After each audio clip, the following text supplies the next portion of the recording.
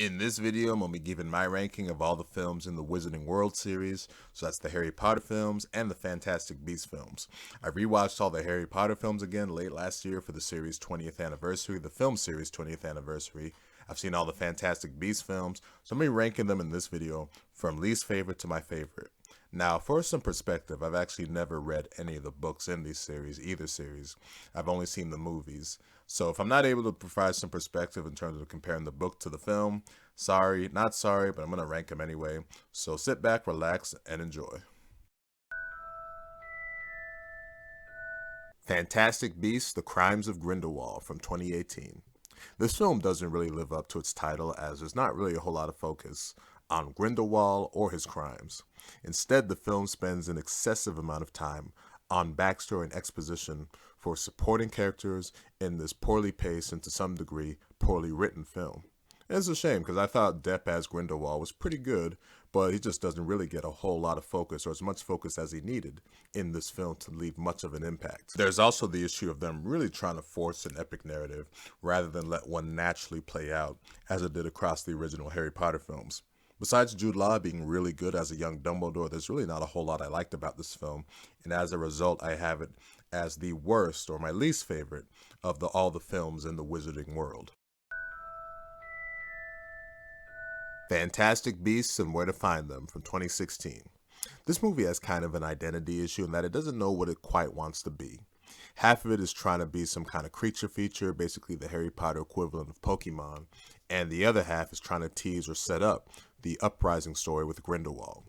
Neither story was all that interesting or engaging to me, and as a result, I didn't really care for the movie all that much. Besides that, the only thing I genuinely really did like about the movie were two characters, Jacob and Queenie.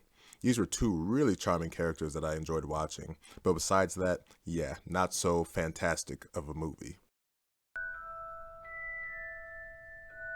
The Deathly Hallows Part 1 from 2010 is just kind of boring. You know, the movie starts off pretty exciting and with a lot of momentum, like, oh man, the battle's really going to get started. But once it gets down to the woods and they're camping out, trying to figure out how to get rid of the Horcruxes, the pacing really bogs down, it gets really slow, and just not a lot really happens at all. You know, it's a very uneventful film, and you're just stuck there in the middle, just going, oh my God, is something really going to happen? You know, just not a lot really happens in that second half, or definitely in the middle section. The film is also just too dreary and lacking in fun to be a movie I would want to consistently rewatch, if at all. Most of these issues are a result, obviously, of splitting the book and story into two parts, which I don't think was a bad decision in the grand scheme of things, but it didn't make for the best part one in my opinion. Harry Potter and the Sorcerer's Stone from 2001. The movie has the appropriate childlike feel, energy, and sense of wonder and magic for being our introduction to the world of Harry Potter. Unfortunately, the movie does have a decent amount of issues, though, when it comes to filmmaking, direction, some of the acting is spotty here and there. But all in all, you can forgive it as it was the first Harry Potter film, and it did set up the series well. With Harry Potter and the Chamber of Secrets from 2002, director Christopher Columbus made some solid improvements when it came to the basic filmmaking and direction of the film, and the movie had an added element of darkness compared to the first film. It's still close though between the two because the first film has the edge being the introduction, but this film I think was just better as an overall movie. The Half-Blood Prince from 2009 doesn't quite feel as eventful as the previous films. It opts for focusing more on character relationships, but does it in a mostly charming way as we see romance truly start to blossom for our main characters. The main conflict when it comes to the story with Voldemort really seems to get pushed more in the background here, and also this is really sort of the first film where this real sense of magic and wonder was kind of absent, although 6 films in, I guess that's kind of understandable. Despite being imperfect in a lot of areas, there was still high quality filmmaking all throughout the movie, highlighted by great performances.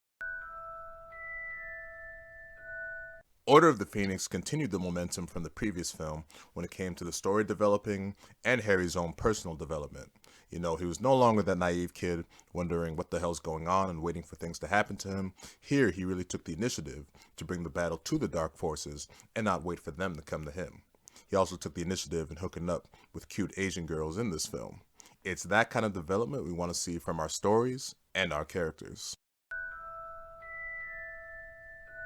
Harry Potter and the Goblet of Fire from 2005 is probably the most fun Harry Potter movie overall for the element of the Triwizard Tournament.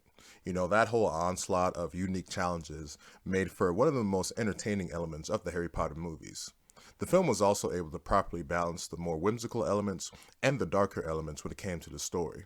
When it came to the story getting darker, obviously the whole final sequence with Harry in the maze and then Voldemort's return in the graveyard and their battle was very well done, very dark, and obviously a game changer for the rest of the series. The Deathly Hallows Part 2 from 2011 has all the epicness you would want from the grand finale of a series. There's plenty of great character moments, it's emotional, there's high drama, there's real stakes as we see characters that we've seen all throughout the films just get slaughtered and killed off. You know, and then when you get to the absolute final battle, the final battle between Harry and Voldemort, and then you get the beautiful ending, it's just like, wow. Perfect ending for the series and a very epic film overall. When it comes to these films, if you were to ask me which is the brilliant one, the absolute brilliant one, I would point to Harry Potter and the Prisoner of Azkaban from 2004. I just think it's a fantastic fantasy film when it comes to the element of darkness that it has, when it comes to the Dementors, while still having a good amount of that magical feel and a solid amount of fun sequences despite those dark elements that I did mention. It also finally has Harry Potter having his first moment of real sort of character development as he really sort of comes into his own to sort of fight his own personal demons when it comes to the Dementors. And the film still has that great sort of Harry Potter mystery element that the first four films had. Overall, I think it's a great fantasy film, and it gets my spot as my #1 best or favorite Harry Potter film. So there you have it with my ranking for all the films in the Wizarding World series.